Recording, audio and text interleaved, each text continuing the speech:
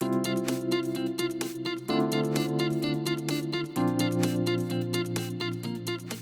buenas noches, amigos televidentes. Soy Leslie Yatas en la conducción del programa Entérate con Leslie. En este segundo bloque tenemos el enlace vía Zoom en vivo con el doctor Herbert Cuba García. Él es médico y especialista en políticas públicas en materia de salud, con quien vamos a conversar también desde su perspectiva respecto a lo que es la ampliación de la cuarentena, las nuevas medidas y si en verdad estos 15 días vamos a lograr bajar la curva, ¿no?, del COVID-19. Muy buenas noches, doctor. Muy buenas noches y un saludo a través tuyo a todos tus televidentes.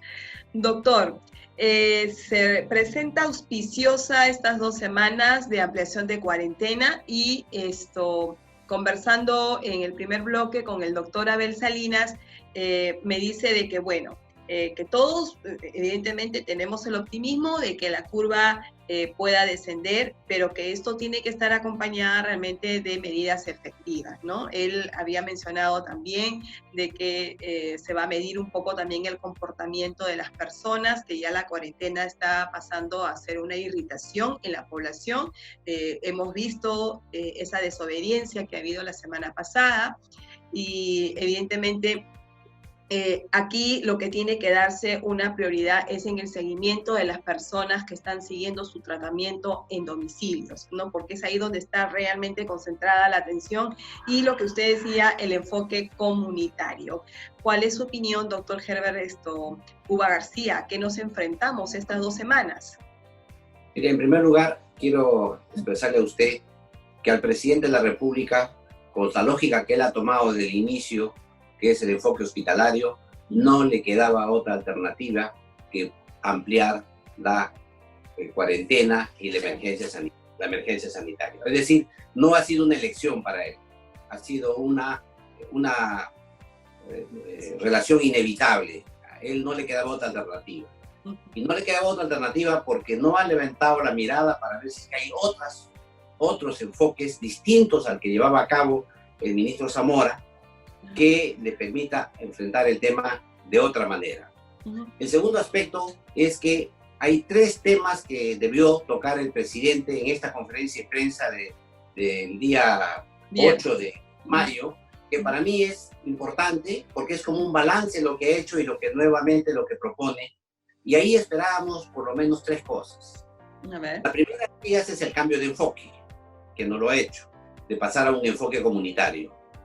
La segunda de ellas era mejorar todo lo que es el enfoque Te Cuido Perú.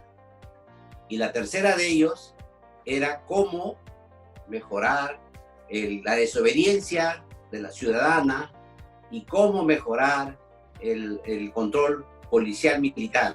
Él ha señalado al revés, que va a haber 150.000 efectivos en las calles para cuidar la defensa civil. Él ha señalado también que el enfoque, el rol del Ministerio de Defensa con Te Cuido Perú va a seguir siendo vertical, con geolocalización, cuidando a los mercados y a los paraderos. Sin tomar en cuenta que en esos lugares ya pertenecen a un territorio de un centro y puesto de salud, a un establecimiento de salud muy conocido, a una posta, por último, muy conocido por los profesionales de la salud que ahí laboran, porque la intervención del Ministerio de Defensa va a ser una intervención, ingreso y me voy. Así es. Ir a los enfermos, pero tiene que dar la sostenibilidad a ese cuidado. ¿Quién hace que el día de hoy que entraron, cumplieron, pero mañana cuando se van, no cumplen? Para eso requieres el trabajo precisamente del enfoque comunitario. Es decir, tanto el fortalecimiento de los hospitales, aumentar hasta 5.000 camas, ha dicho el presidente, sigue pensando en el enfoque comunitario. Perdón, sigue pensando en el enfoque hospitalario. Entonces, en esas 3 áreas el presidente no nos ha dado ninguna novedad. Ahora, como usted sabe, la estrategia de lucha contra esta pandemia del gobierno es una estrategia que tiene 3 patitas. La primera de ellas es el enfoque hospitalario, fortalecer los hospitales, las unidades de cuidados intensivos, La segunda de ellas es lo que ya ha puesto la estrategia social, que la hace con Te Cuido Perú a través del Ministerio de Defensa, con programas verticales, con geolocalización que buscan dónde están los supuestos zonas de riesgo. Okay. Y la tercera de ellas es el soporte que dan los demás ministerios de salud e instituciones para el impacto de las medidas que se toman para combatir la epidemia, llámese la economía, la agricultura, la educación, etc. Pero además, también para mitigar el efecto de esta pandemia. Esas son las tres patitas de la estrategia del gobierno. Sin embargo, la estrategia básica de lucha frontal contra la pandemia es la que yo he señalado que está totalmente equivocada. ¿Por qué? Porque esa estrategia nos va a mantener en cuarentena hasta diciembre, porque no, siempre vamos a ir postergando el contagio, o vamos a ir por otro lado a lo que se llama la inmunidad de rebaño, es decir, que se infecte más del 60% de la población y en consecuencia ya no sea importante tomar medidas de estas medidas. Es decir, iríamos a la propuesta de Charles Darwin, ¿no? De la selección natural y de que se salve el más fuerte. Yo creo que en este tema, por los motivos que usted ya conoce, parece ser que el tiempo que tiene el ministro de Salud Zamora ya en el Ministerio de Salud se ha agotado y es probable que un recambio del Ministerio de Salud permita avisorar una nueva estrategia.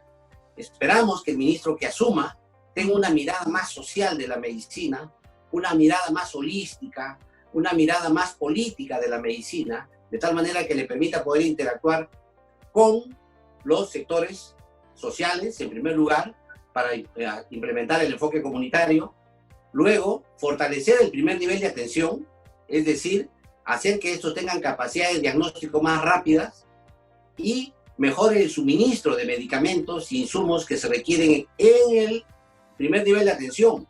Ojo, que es un tratamiento ambulatorio muy científicamente fundado. No es que es la posta y aquí van a darte hierbas, no. Ahí se hace un tratamiento ambulatorio, científicamente fundado, pero con inteligencia sanitaria.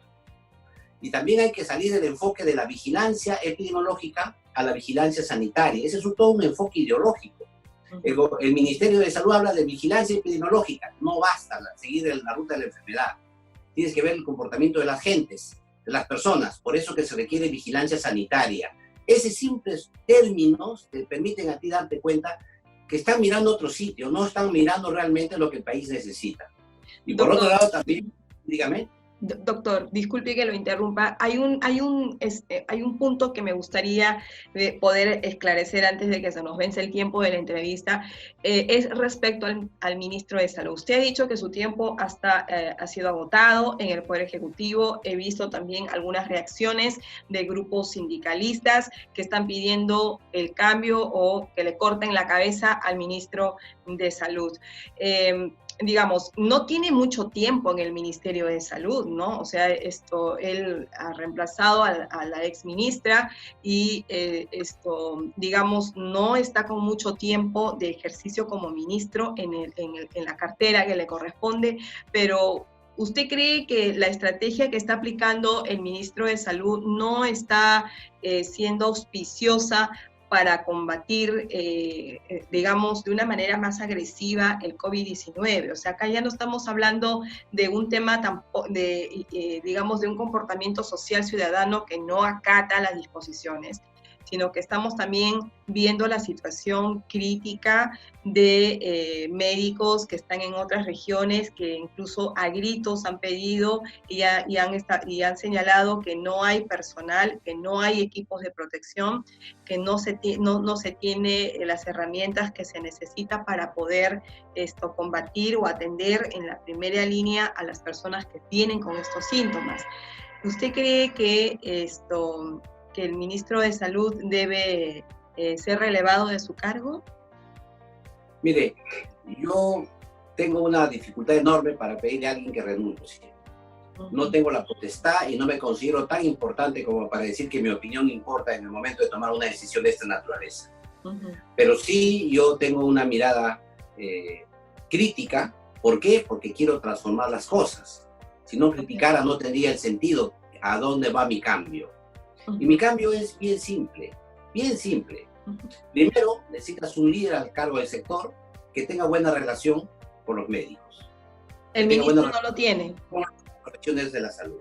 El ministro actual no lo tiene. Los comunicados que han salido, ahí parece un cortocircuito en la relación del ministro con los servidores. En segundo lugar, necesitas que el líder te dé un enfoque general, macro, que te permita ver la luz al final del túnel, porque nadie se va a quedar en la oscuridad. El líder tiene que decir, allá está la luz, y tiene que llevarnos hacia allí. Y eso también ha fallado, porque con el enfoque comunitario, con el enfoque hospitalario, lo que estamos haciendo es esperando a los pacientes en los hospitales, y estos vemos que se nos están llenando todos los días porque no cortamos la transmisión en la comunidad. Okay. Y la tercera, necesitamos que tenga el líder, que tenga liderazgo dentro del Consejo de Ministros. No puede ser posible que en estos momentos varios ministros hagan declaraciones sobre el tema de salud. No declara solo el ministro de Salud. Es aceptable que el presidente de la República, el presidente del Consejo de Ministros, hasta ahí, y el ministro de Salud, pero no más. Sin embargo, si usted lee la prensa, se va a dar cuenta que muchos ministros opinan sobre salud, y a veces parece ser que el ministro que más influencia tiene en el tema de salud es el ministro de Defensa. En consecuencia, usted se dará cuenta entonces que ahí hay un problema realmente de conducción sectorial en un momento de aguda crisis que pasa en el sector. Pero hay algo más que yo quisiera decirle a usted. Sí. Es importantísimo que en una etapa de crisis no se cambie de funcionarios tan rápidamente. La etapa de crisis requiere funcionarios con experiencia, con gente que ya conoce el cargo. Sin embargo, claro, tú pones un nuevo ministro, parece contradecir esa idea. Sin embargo, cuando se trata del líder en la cabeza, el cambio puede ser en cualquier momento. Lo que viene ahora hacia abajo va a ser el problema, porque hemos visto cómo la actual gestión ministerial ha cambiado tantos funcionarios que luchaban contra dos males. Por un lado, la epidemia no era tan conocida, y segundo, no conocían el cargo que asumían. Entonces, con dos desconocimientos tan graves, era imposible que puedas utilizar el aparato del Estado en su totalidad, no solamente el poder nacional, sino el potencial nacional para poder luchar contra la pandemia. En consecuencia, yo creo que la oxigenación que requiere el presidente de la República es importante, sobre todo cuando ya lo ha desactualizado públicamente con un tremendo titular en el peruano, porque el presidente ha traído, por decisión, como el propio avión presidencial, ha traído a los médicos desde Loreto, y hay un spot televisivo y de prensa que dice que el gobierno respalda a los médicos y a los profesionales de la salud, a las enfermeras en esta tarea. Entonces yo creo que esto es un tema que yo no me gustaría discutir más, pero creo que la situación es mucho más importante de los problemas que atraviesa el país. Doctor, para cerrar la entrevista, y me quedó claro la posición suya y evidentemente con la experiencia que usted tiene, bueno, vamos a esperar al tiempo de esta entrevista cómo realmente se suscita la situación en el sector salud. Para cerrar ya la entrevista, la pregunta crucial para las redes sociales, ¿vamos a bajar la curva de contagios en esta ampliación de cuarentena? ¿Vamos a llegar a ese nivel óptimo? Esa respuesta es muy complicada. Es muy complicada, porque tiene algunos parámetros que requieren información fidedigna que no tenemos. No solamente necesitamos saber nosotros el número de pruebas que se han tomado, porque como sabemos, las pruebas rápidas dan un margen del 60% de error. Ya está determinada que no. Entonces, si me dan una cifra, yo tengo que hacer la corrección. Segundo, no hacemos las suficientes pruebas moleculares. Tercero, no tenemos mucha confiabilidad en el número de muertos. Hay discusión en quién firme el certificado de defunción, o si es el médico que atiende o el burócrata del Ministerio de Salud. Cuarto, tenemos serios problemas en identificar entonces el punto R, la cifra R, que es cuántas personas infecta cada infectado, cada persona. O sea, un individuo, ¿cuántas personas infecta? Exacto, esa cifra es clave y no la podemos calcular con tanta precisión. Yo por eso pensaba inclusive decir, el presidente ha señalado de 1.2, hasta esa cifra yo la pondría en discusión si es que eso es cierto. Entonces, si los supuestos que tenemos para calcular cuándo llegaremos al aplanamiento de la curva es tan variable, es complicado aventurar una cifra. Pero sí hay otro supuesto que es quizá más realista. Es decir, cuánto de la población ya se ha infectado y cuánto de esa población se ha ido con síntomas leves y que no ha requerido al hospital, cuánta población no ha tenido síntomas siquiera y ha pasado la enfermedad. Esa cifra creo que es más relevante. Por eso que nosotros le pedíamos al ministro que no nomás nos debe informar cuál es el resultado de la prueba rápida, sino si la prueba rápida ha sido positivo a IgM o a IgG, porque al ser IgG ya nos podría decir a nosotros que hay mucha gente que ya tiene el virus pero ya pasó de la enfermedad. Ese dato es importante y relevante, y si eso ocurre así, es posible que la curva vaya descendiendo progresivamente. Pero ya estamos avanzando no tanto por la acción del sector, sino estamos avanzando por la acción de los ciudadanos, porque cuando hacen desobediencia civil lo que están haciendo los ciudadanos es impulsando una estrategia, que es la inmunidad de rebaño. Así es, y lamentablemente la semana pasada hemos visto realmente un comportamiento sorpresivo. No se había levantado la cuarentena, sin embargo todo el mundo salió a las calles pensando que al levantarse la cuarentena vamos a volver a lo antes, ¿no? O a lo mismo. En realidad la ciudadanía tiene que entender, y yo en eso sí concuerdo con el presidente de la República, ya no podemos hablar de la misma normalidad que teníamos antes de la cuarentena. No va a ser normal desde el primer momento que todos los ciudadanos que salgan a las calles a trabajar, los que tengan que hacer presencia física en sus trabajos, tengan que llevar mascarilla, guantes. No es normal que todos los días tengamos que hacer una higiene súper cuidadosa, ¿no? Entonces ya no estamos hablando de la misma normalidad, estamos creando una nueva convivencia social, una nueva normalidad a la cual nos va a costar mucho adaptarnos, como ciudadanos mucho nos va a costar adaptarnos, ¿no? Y yo creo que también va a costar mucho guardar las distancias sociales. Hemos visto que en esa parte no se está corrigiendo la situación. Esta semana tengo fotografías, tengo videos que me hacen llegar al WhatsApp de gente que aún estando en cuarentena salen parejas, ¿no? A los parques, a las calles, sacan a sus mascotas supuestamente a que hagan sus necesidades, y no es así. Salen a pasear con las mascotas y eso es lo mínimo. Vamos a las partes más de mayor concentración, que son en los conos, pues hemos visto realmente el desorden que se ha ocasionado, ¿no? Entonces eso es realmente preocupante, doctor Cuba, porque en realidad si el presidente nos ha pedido a la población, que en su mayoría está acatando la cuarentena, nos ha pedido una ampliación, es porque realmente todos tenemos que poner el esfuerzo de que esto se aplane. Si llegamos al aplaneamiento de curva, ¿cuál va a ser la incidencia de contagios? Disculpe usted, quisiera hacerle un comentario a su exposición. Yeah. Le quiero decir que ese es el problema, lo que usted acaba de poner es el problema, no es la solución. Las palabras del presidente no nos ponen soluciones, nos ponen problemas.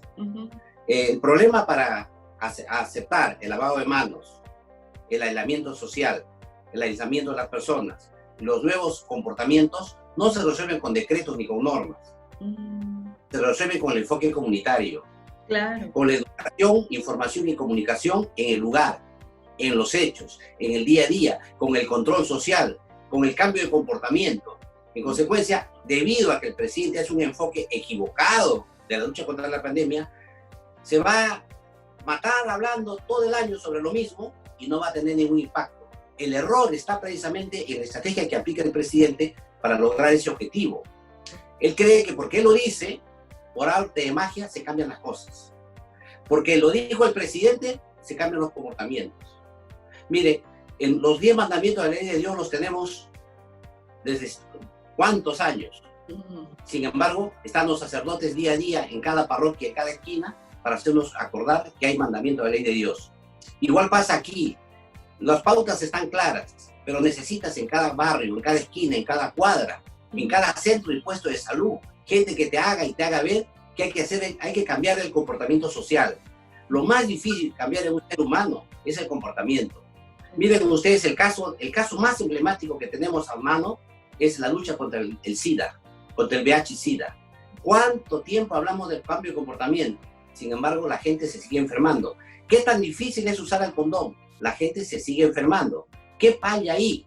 Falla la estrategia del comportamiento. Y esta es una excelente experiencia para decirle al presidente, por favor, señor presidente, las palabras no obran milagros. Lo que obra milagros son las acciones de la gente en el lugar local, en el nivel, en la familia, en el control social de las cosas. Y yo creo que ahí ha habido y sigue habiendo de parte de dos lugares, del presidente de la República y de parte del Ministerio de Salud, que cree que porque dan normas y normas todos los días, que ya nadie las puede leer porque son tantas, que al final va a cambiar la realidad. La realidad se cambia solo con el trabajo día a día, con el acompañamiento que se hace a la gente, con el trabajo cara a cara con la gente. Ese es el trabajo que cambia una realidad. Y el Ministerio de Salud, en los 8.000 establecimientos que tiene el país, tiene la experiencia suficiente para hacerlo. Muchísimas gracias, doctor.